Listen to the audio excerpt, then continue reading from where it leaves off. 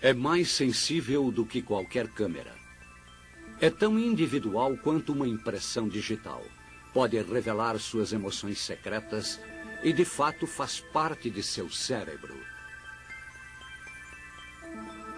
Este extraordinário órgão não só vê, mas também dá sentido ao mundo que nos cerca. Viaja agora com os olhos de uma artista plástica pela visão, em super interessante coleções, o corpo humano.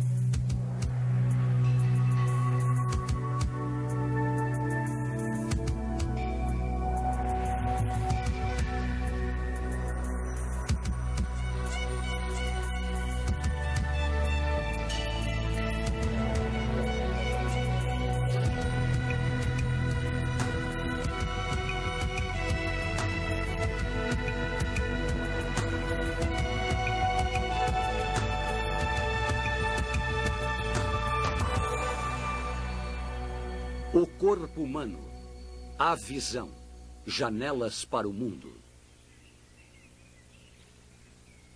Toda manhã, os raios solares penetram nosso mundo, enchendo-o de luz. Como a maioria dos seres vivos, você é dotado de olhos e utiliza essa luz para entender o mundo ao seu redor. Quando você olha para uma cena ou um objeto, você é capaz de interpretá-lo rapidamente, por mais confuso ou complicado que seja. Você vê 4 objetos aqui? Um em cada canto da imagem? Claro que não. Evidentemente, é uma face humana atrás de uma janela. Caroline, nossa artista, usará essa habilidade quando começar a pintar. Mas Guy, que faz filmes, tem de usar uma câmera, e a câmera não pode interpretar nada. Ela só pode capturar uma imagem. Achamos que vemos imagens como uma câmera, mas os olhos e o cérebro estão fazendo algo muito mais complicado. Uma câmera grava cada detalhe, incluindo todas as mudanças de luminosidade. Mas os olhos humanos concentram-se apenas no que é importante. Por exemplo, a cor de uma laranja parece sempre a mesma. Na realidade, nossos olhos e cérebro identificam a cor laranja sob diferentes condições de luz. Você reconhece uma banana em parte por sua cor e em parte por sua forma. Se você desenhar uma tigela de frutas, procurará margens, formas, texturas e sombras. Você primeiro visualiza, depois analisa uma cena com todas as suas características. Uma câmera não pode fazer isso. Enquanto Guy grava seu vídeo sobre a maneira de uma pintora trabalhar, sua câmera simplesmente capta a imagem em uma fita. Os nossos olhos é que farão a análise final. Como artista talentosa, Caroline tem um olho aguçado para a composição.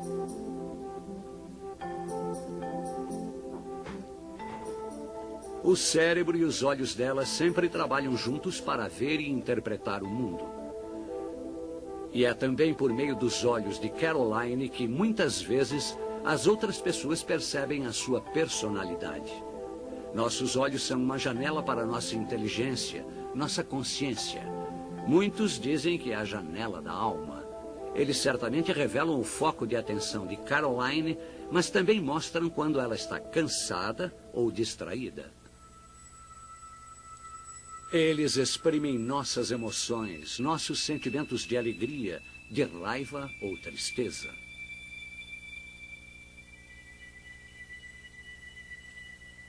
Há algo errado? Bem, não nesse caso. É só o pai dela cortando cebola na cozinha. Contra irritações ou invasões, nossos olhos têm várias linhas de defesa. As pálpebras piscam para fechá-los. Os cílios retêm a sujeira antes que ela os penetre. Se algo do mundo exterior alcança os olhos, o passo seguinte é a lágrima que os limpa. Produzidas por glândulas situadas nos cantos das pálpebras, as lágrimas fluem por toda a vida, fornecendo umidade e lubrificação ao olho.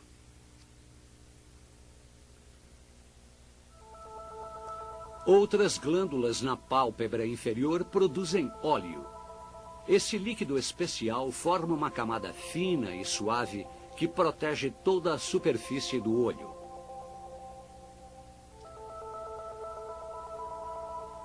Além de lubrificar e carregar as sujeiras, ele contém células de defesa e anticorpos.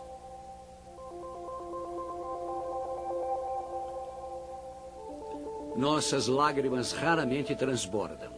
Em vez disso, este pequeno rio varre células mortas, sujeira e até pequenos pelos em direção ao canto interno do olho, onde se abre um buraco minúsculo que drena tudo para o interior do nariz.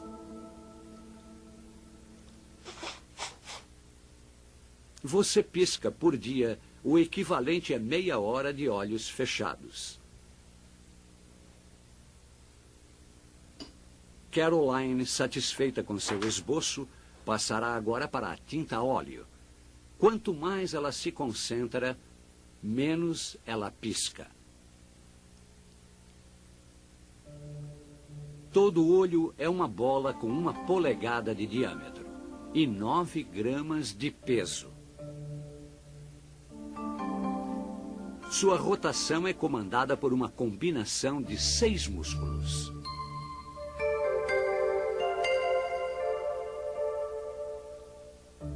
O complexo processo da visão começa aqui. A luz penetra o olho através de uma janela transparente no globo ocular, a córnea. Sua superfície saliente dirige a luz para um foco dentro do olho. A córnea é uma espécie de para-brisas equipado com sensores de dor para proteger este órgão frágil. É formado por 3 camadas principais. A região central é muito fina e elástica, apresentando poucas células que se renovam constantemente. Novas células crescem no interior e, em uma semana, atingem a superfície. Aqui, as velhas células soltam-se e, ainda vivas, são levadas pela corrente de lágrimas. Para focar com precisão, a superfície da córnea deve estar totalmente lisa. Para corrigir qualquer irregularidade na camada externa das células, a película oleosa das lágrimas garante um bom acabamento. Pequenos vasos sanguíneos suprem o branco de nossos olhos com oxigênio e alimento e param abruptamente no canto da córnea. Assim, temos uma janela transparente para o mundo exterior. Atrás da córnea, você encontra a maior atração do olho, a íris. Seu nome vem da deusa do arco-íris por apresentar grande variedade de cores, desde o azul claro até o marrom escuro.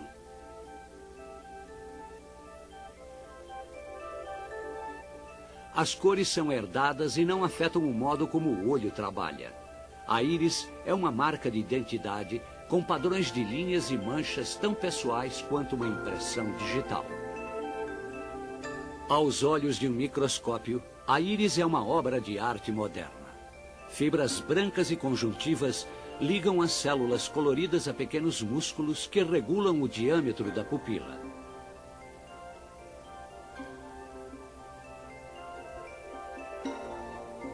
Ela aumenta quando está escuro e diminui quando a luz é brilhante. As emoções também podem influenciar a pupila. Ela fica imensa quando estamos apaixonados. Olhando através de uma pupila dilatada, apenas parte da visão fica nítida. Ao acender uma luz, a pupila diminui de diâmetro e os objetos no campo visual tornam-se focados.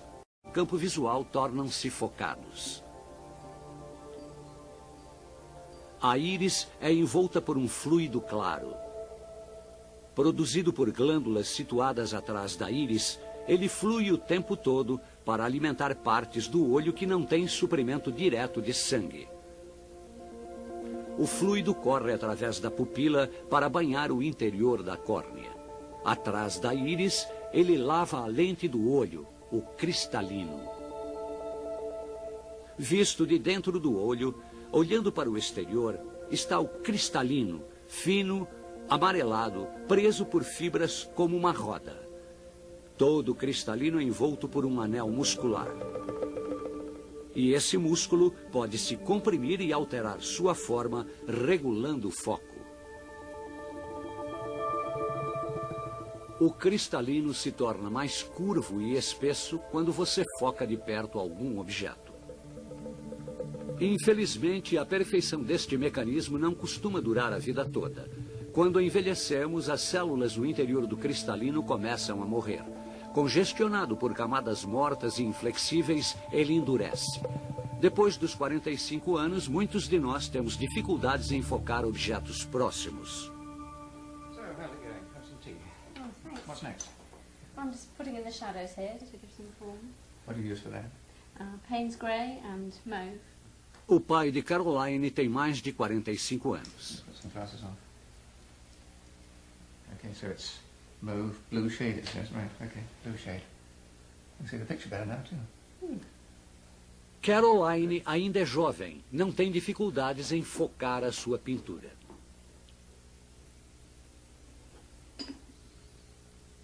Assim como o líquido na garrafa direciona a luz, os olhos dela cheios de fluido fazem o mesmo. Quando ela olha para um objeto, a luz se dirige para o olho, passando pela córnea, pelo cristalino e por uma gelatina transparente, focando-se na retina. Trabalhando sua pintura, Caroline não tem consciência desse estranho fenômeno. A imagem chega invertida na retina. Lá, o estímulo luminoso é transformado em impulso elétrico que é levado pelos nervos ópticos até o cérebro, encarregado de reconhecer o objetivo visto. A retina ocupa 2/3 do globo ocular. Quando examinamos um corte desta camada, é como se alguém tivesse bagunçado os circuitos. A luz tende a atravessar uma densa parede de células nervosas antes de atingir os sensores. Estas são as células que fazem a diferença entre a visão e a cegueira. O número de receptores de luz que você tem em seus olhos é maior do que o número de habitantes dos Estados Unidos, 270 milhões. Há 2 tipos de receptores na retina. A maioria é feita de células longas, finas, que veem bem em luz fraca, mas só podem detectar imagens em preto e branco. O outro tipo de receptor são células pontudas chamadas cones. Elas registram cores, mas trabalham melhor com luz forte. No centro da retina há uma região escura. No meio dela, o microscópio revela uma cratera. Esse pequeno buraco é coberto exclusivamente com cones, e a parede de células nervosas que os cobre é mais fina. Neste buraco, a luz penetra mais facilmente a retina e os cones no fundo podem detectar os menores detalhes de uma cena. Sem pensar nisso, Caroline mantém o pincel próximo ao centro de sua visão para que a imagem caia no buraco coberto de cones. Assim, sua vista é mais aguçada no centro e meio imprecisa em volta. O centro sensitivo da retina é frágil. A luz intensa do sol poderia queimar todas essas células. Ainda assim, a visão se desenvolveu para usar a luz solar, para ver o sol e todas as cores do arco-íris. O que você vê é luz refletida. De um limão, só a luz amarela é refletida nos cones dos seus olhos. Por isso a fruta parece amarela. O olho humano pode distinguir milhares de cores, apesar de termos apenas 3 tipos diferentes de cones para cobrir todas elas. Um é sensível a toda uma gama de cores, incluindo o vermelho. Um segundo tipo centra-se no verde, enquanto o terceiro é especializado no azul. Assim como 3 tintas básicas podem ser misturadas, criando um número quase ilimitado de cores, as células nervosas na retina misturam os sinais dos 3 tipos de cones para dar a ilusão de outras cores. Apenas no centro da retina é que há muitos cones. Indo para a borda da retina, os detectores de luz fraca, os bastonetes, assumem. Neste corte, os cones são superados em muito pelos bastonetes cegos de cor. Por isso, as bordas de nossa visão veem o mundo de um jeito nebuloso. Nessa parte há menos cores também. Tudo na visão depende de reações químicas no interior dos cones e dos bastonetes. A reação mais importante acontece quando a luz bate numa molécula de cor púrpura. Ela absorve a energia da luz e a branqueia, assim como um filme exposto à luz em uma câmera. O olho salta de lugar, evitando com que as células fiquem superexpostas. Diferente do filme, a púrpura visual pode ser reciclada e reutilizada.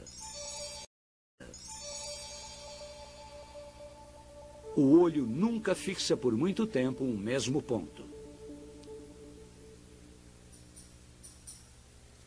Talvez por isso a técnica de corte de cenas de filmes funcione tão bem. Ela repete o que nossos olhos fazem na vida real. Mas o que a câmera faz com facilidade, girando a uma velocidade constante através de uma cena, é impossível para o olho humano. Este deve fixar e analisar uma série de pontos ao longo da linha. Mas ao focar um objeto em movimento, como o pincel, o olho rastreia suavemente.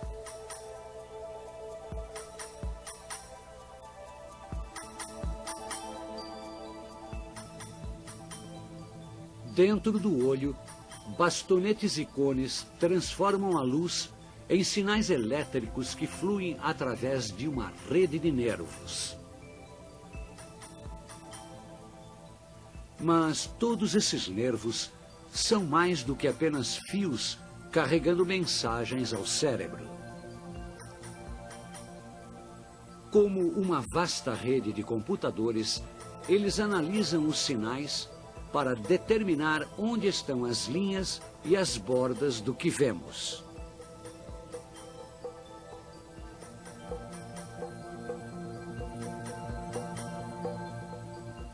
O nervo óptico contém cerca de 1 milhão de fibras. Veja agora onde a retina encontra o nervo óptico.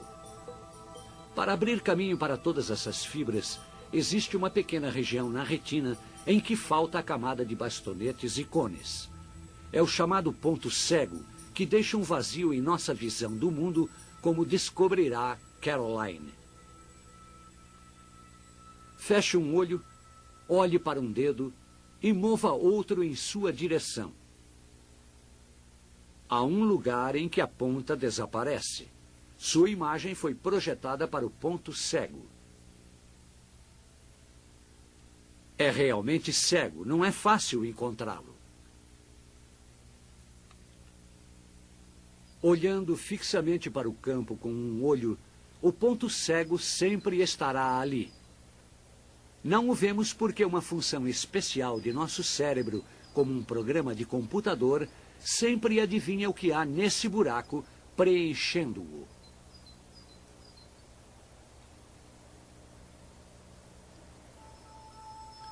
Outras funções no cérebro ajudam a medir velocidade e distância. Como todo animal que caça, desenvolvemos nossos olhos na frente da cabeça. Aqui os olhos de Caroline vesgam para mostrar a ela a distância do pincel. As distâncias nesta pintura são ilusórias. Ela é plana, mas nossos olhos podem ver 3 dimensões.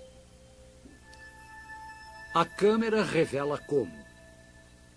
Enquanto se move, captura diferentes pontos de vista, da direita e da esquerda.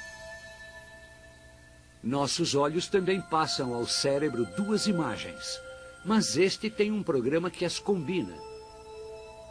No lugar dessa mistura, achamos que vemos uma imagem em 3 dimensões. Assim, Caroline pode direcionar seus olhos e sua atenção à pintura. Os sinais elétricos que ativam esses programas traçam seus tortuosos caminhos através do olho até a parte de trás do cérebro, onde percebemos a visão. Mas enquanto os sinais se separam e se combinam, eles se parecem cada vez menos com a pintura que ela acredita ver. O cérebro seleciona os componentes da cena.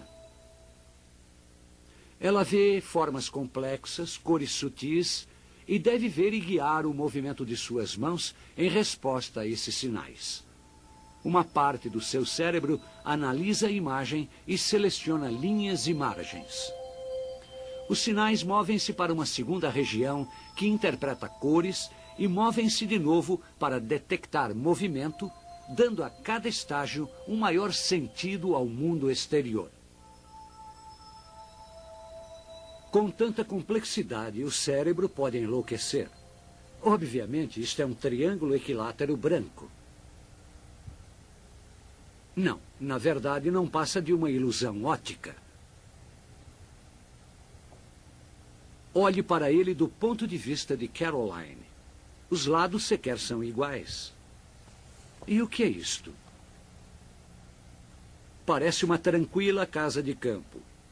Na verdade, são apenas linhas no papel. Seu cérebro forneceu a interpretação.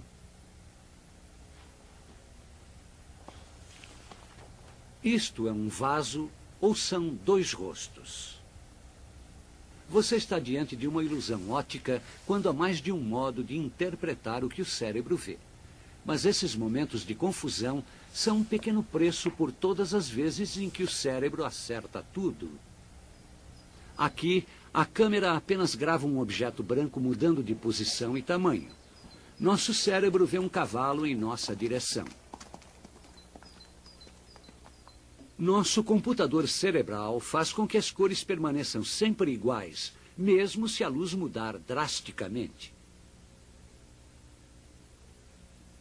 A câmera enfatiza as mudanças reais, enquanto o olho e o cérebro insistem que o laranja é sempre laranja.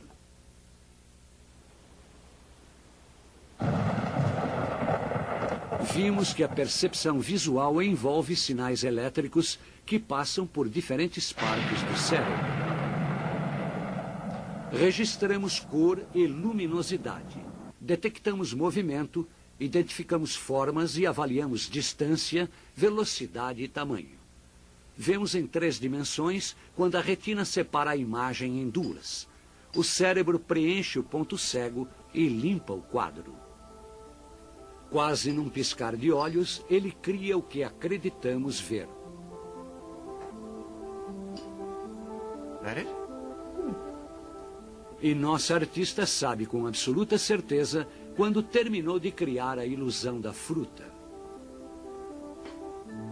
Diferente da lente da câmera, nossos olhos veem um mutável mundo à nossa volta por meio de um filtro de aprendizado, julgamento, conhecimento, memória e experiência. Dizem que a câmera nunca mente, mas talvez o olho o faça. Os olhos dizem mais do que precisamos para saber sobre o mundo que nos cerca. Okay, out it comes. Talvez a maior parte da visão seja ilusão.